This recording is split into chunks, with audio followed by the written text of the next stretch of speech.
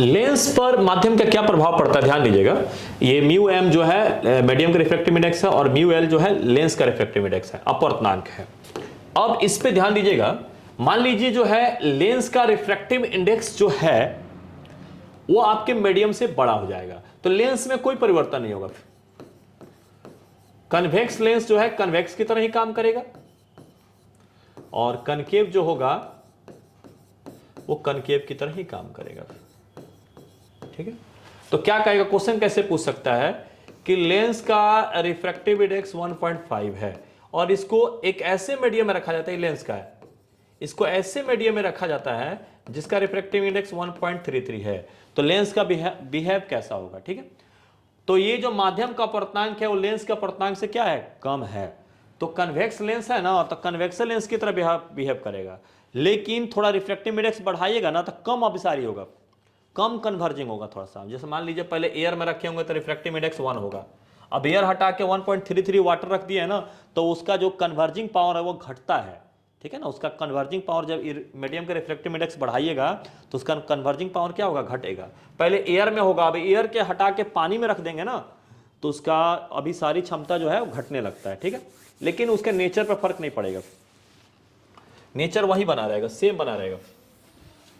अब ये लेंस का बराबर हो जाए वही ज्यादा पूछता है, लेंस का और मीडियम का बराबर हो जाए वही ज्यादा पूछता है। तो जैसे मान लीजिए मीडियम का रिफ्रैक्टिव इंडेक्स लेंस का रिफ्रैक्टिव इंडेक्स के बराबर हो जाए, तो इस स्थिति में लेंस जो होता है एक ग्लास प्लेट की तरह काम करता है। किसकी तरह काम करता है, एक कांच के प्लेट की तरह काम करता है, एक ग्लास प्लेट की तरह काम करता है। मतलब ये लेंस कांच के प्लेट की तरह काम करता है, इसका मतलब ये रे जो है इससे पास हो जाएगा, डायरेक्ट पास हो जाएगा, इसमें मुड़ने वाला नहीं है। ठीक है ना, और इस स्थिति में जब कांच के प्लेट हो जाएगा तो फोकस दूरी भी इन्फिनिटी हो जाएगा, रेडियस भी इन्फिनिटी हो जाएगा। ठीक है ना, किसी कांच का प्लेन प्लेट होता है उसका फोकस दूरी, जैसे प्लेन मिरर हो, प्लेन प्लेट हो, प्लेन स्लैब हो या ये ग्लास प्लेट हो, सबका फोकस दूरी और रेडियस क्या होता है, इन्फिनिटी होता है।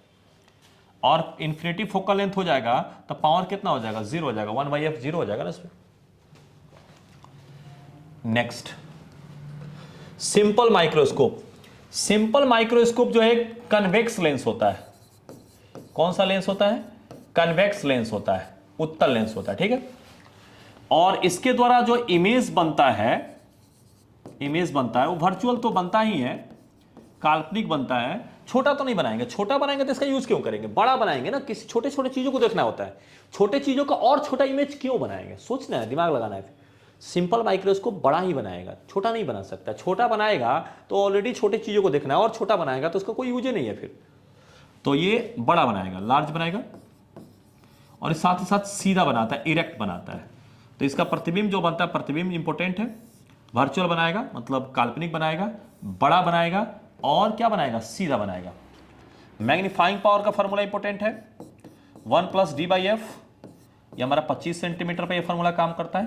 ठीक है, और m = d/f, ये इंफिनिटी पे काम करता है।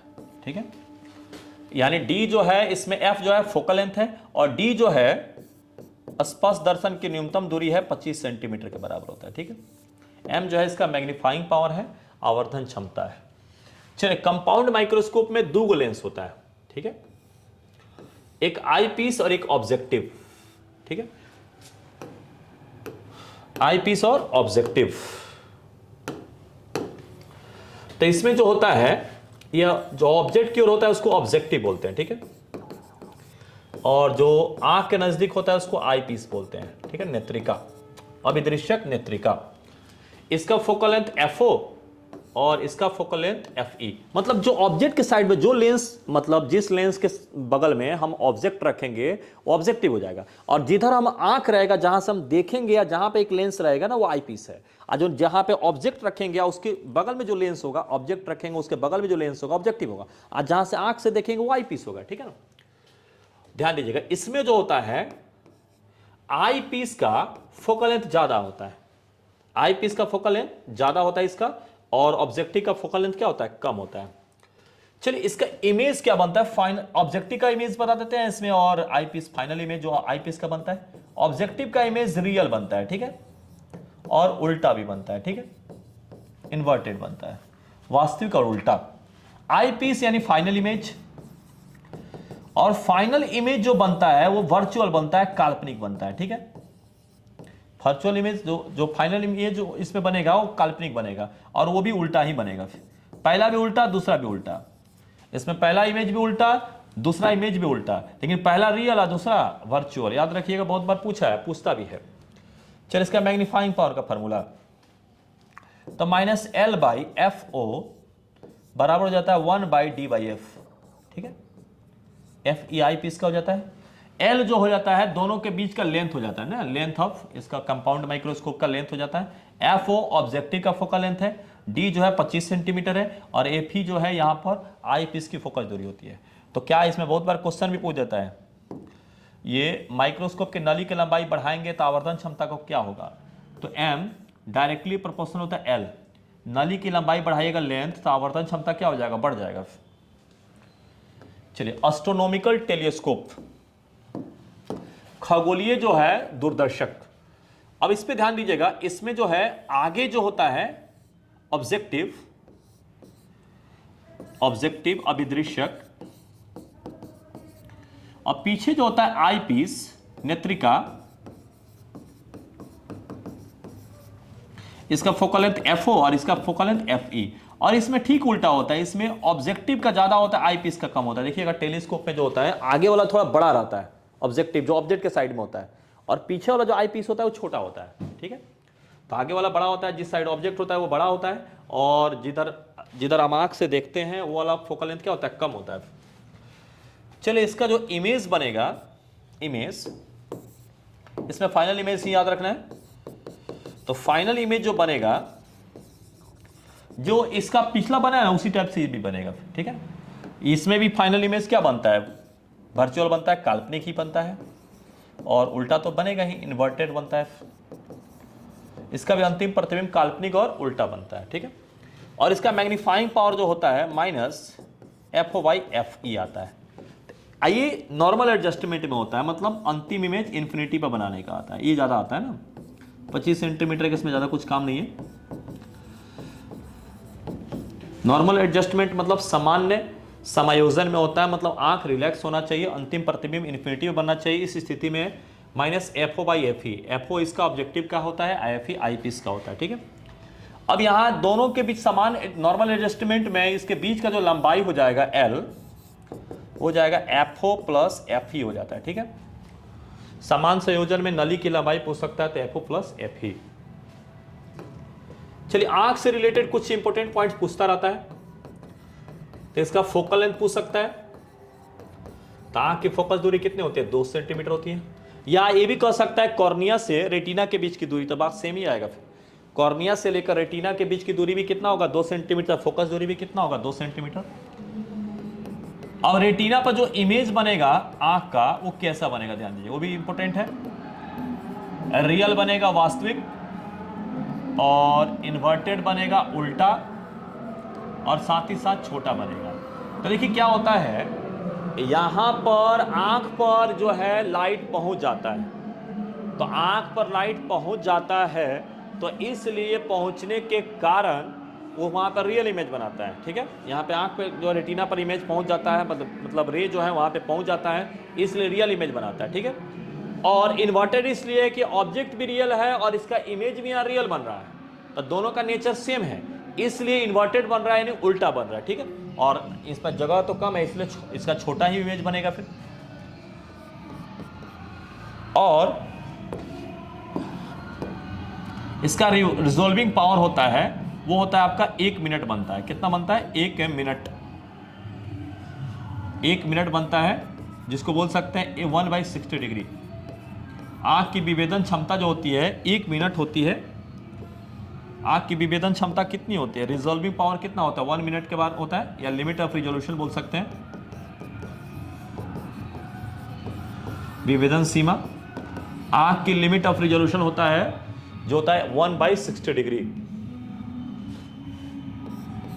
ठीक है, तो इस सब जो है चीजें बार बार पूछता आया है, इसको आप कर सकते हैं। प्रतिबिंब, इसका रिजोल्विंग पावर, और इसके फोकल लेंथ, कई बार ये पूछा है।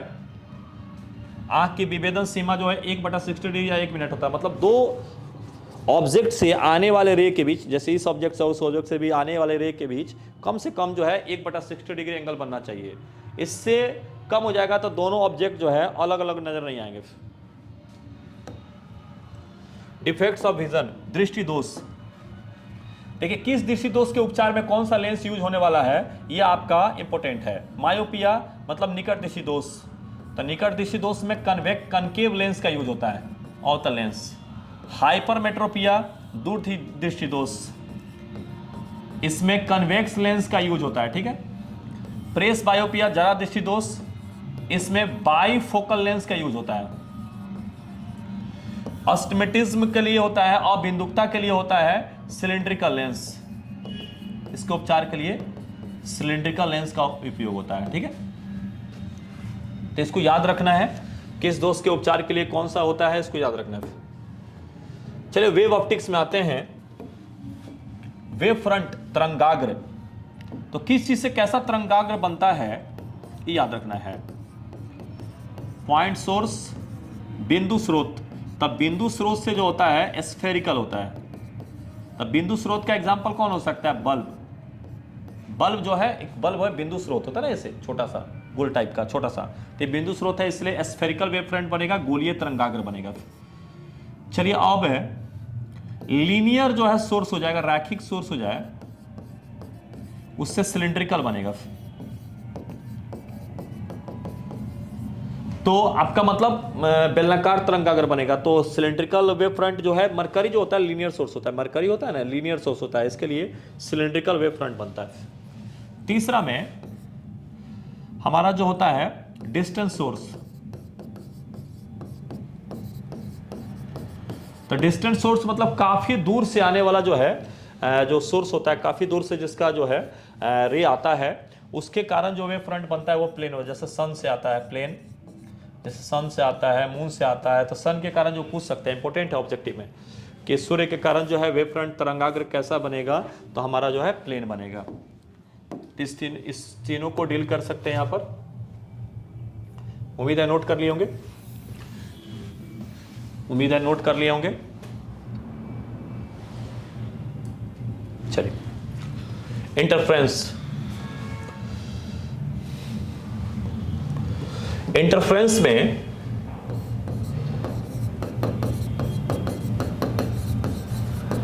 डिस्ट्रीब्यूशन ऑफ एनर्जी होता है, ऊर्जा का पुनः वितरण होता है, रीडिस्ट्रीब्यूशन होता है। मतलब कहीं पे देखिए ना, इंटरफ्रेंस क्या होता है, कहीं पर ज्यादा कर देता है, कहीं पर कम कर देता है, एनर्जी का डिस्ट्रीब्यूशन होता है। रीडिस्ट्रीब्यूशन, जैसे छत पर एक बराबर उसे धान पसारा गया है, तो क्या कर देते हैं, कहीं कहीं गोट गोट करके खूब ढेर ढेर लगा देते हैं, ज्यादा कर देते हैं, कहीं से साफा खींच लेते हैं। तो इंटरफ्रेंस भी वही करता है, कहीं पर लाइट का खूब ब्राइट बना देगा, कहीं खूब डार्क कर देगा, मतलब एनर्जी को रीडिस्ट्रीब्यूट कर देगा, पुनः बांट देगा फिर, ठीक है ना। तो कहीं पे एनर्जी बहुत ज्यादा हो जाएगा तो ब्राइट हो जाएगा, कहीं पर साफा खत्म हो जाएगा तो वहाँ डार्क हो जाएगा, ठीक है। तो इसमें क्या होता है, ब्राइट फ्रिंज के लिए वो बोलते हैं कंस्ट्रक्टिव इंटरफ्रेंस, संतोषी व्यतिकरण, ठीक है। तो इसके लिए जो होता है फेज पाथ डिफरेंस जो होता है वो होता है एन लैम्डा, ठीक है। अब आता है डिस्ट्रक्टिव इंटरफ्रेंस, विनाशी व्यतिकरण।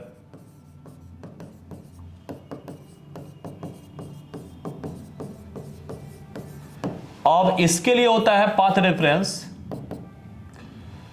2n+1 इंटू λ/2, ठीक है। तो कहने का मतलब है इसमें 2n+1 λ/2, इसमें n लैम्डा। तो कैसे इसको निकाल सकते हैं, ध्यान दीजिएगा। यहां 0 हो जाएगा, यहां लैम्डा, यहां 2 लैम्डा, यहां 3 लैम्डा, यहां 4 लैम्डा, ऐसे करते जाना, ठीक है ना। तो ये हमारा कंस्ट्रक्टिव इंटरफ्रेंस होगा, संतोषी व्यतिकरण होगा, ठीक है। और ये हो जाएगा विनाशी व्यतिकरण। इसको कैसे निकाल सकते हैं, ध्यान दीजिएगा। ये जितना भी ये नीचे वाला है ना, यही इसका विनाशी व्यतिकरण है, ठीक है। तो ये 0 हो जाएगा, ये लैम्डा है तो ये λ/2 हो जाएगा, ये लैम्डा है 2 लैम्डा है तो 3 λ/2 हो जाएगा, 1.5 हो जाएगा ना। ये 2 है 3 है तो 2 और 3 के बीच में कितना, 2.5 हो जाएगा ना, 5/2 लैम्डा। तो चलिए इसमें भी λ/2, इसमें भी λ/2, इसमें भी λ/2, इसमें 1 है, इसमें 3 है, इसमें 5 है। तो विषम संख्या के लिए 2n+1 नहीं हो जाएगा फिर, और λ/2 तो सब में कॉमन है।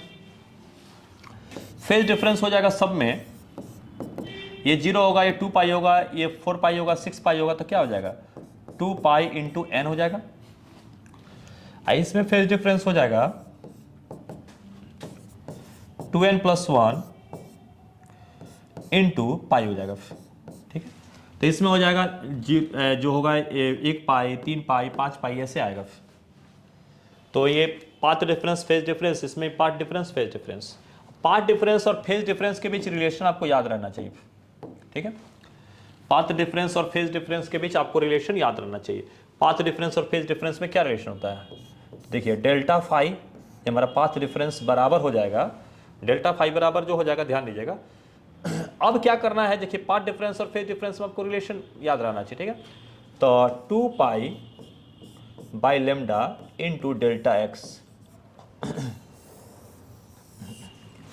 तो ध्यान दीजिए कैसे याद रख सकते हैं, ये हमारा फेज डिफरेंस है और ये हमारा पाथ डिफरेंस है, 2 pi by lambda into path difference. तो इसको याद कैसे रख सकते हैं, ध्यान दीजिएगा, डेल्टा फाई बराबर है 2 पाई इंटू एन, ये याद कैसे रख सकते हैं।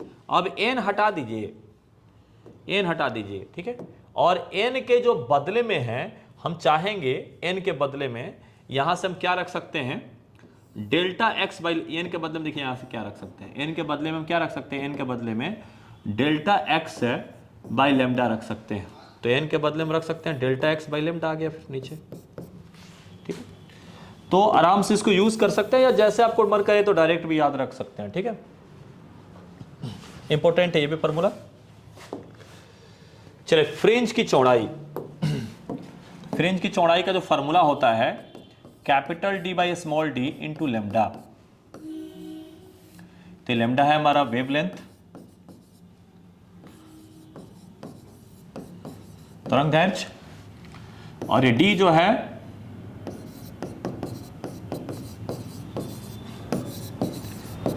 Distance between the slits,